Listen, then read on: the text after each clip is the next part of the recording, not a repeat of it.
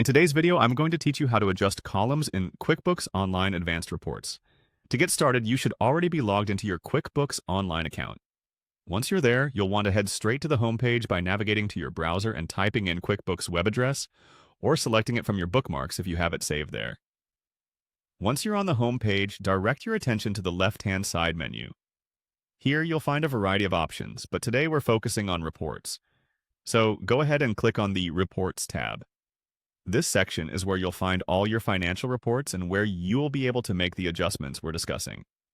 After clicking on Reports, you'll be presented with several options. Look for the Profit and Loss report and click on it.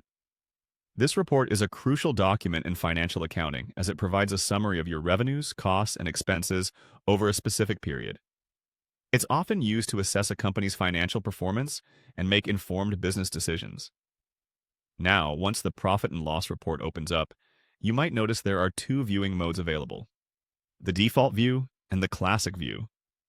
To proceed with adjusting columns, you'll need to switch to the classic view. You'll find this option usually at the top area of your report page, labeled as Switch to Classic View. Click on that to switch the interface to the one that's more suitable for making column adjustments. In the classic view, you'll see more detailed options for customizing your report. Our focus today is adjusting how columns are displayed.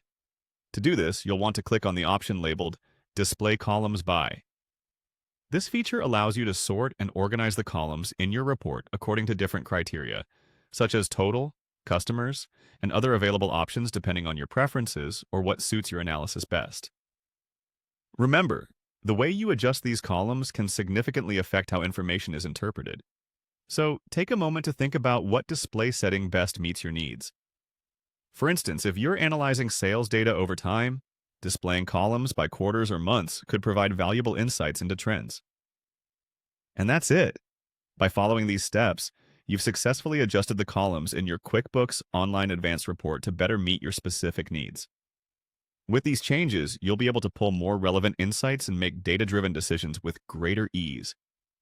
Remember, practice makes perfect, so feel free to explore other options and customizations within your QuickBooks report to fully optimize it to your advantage.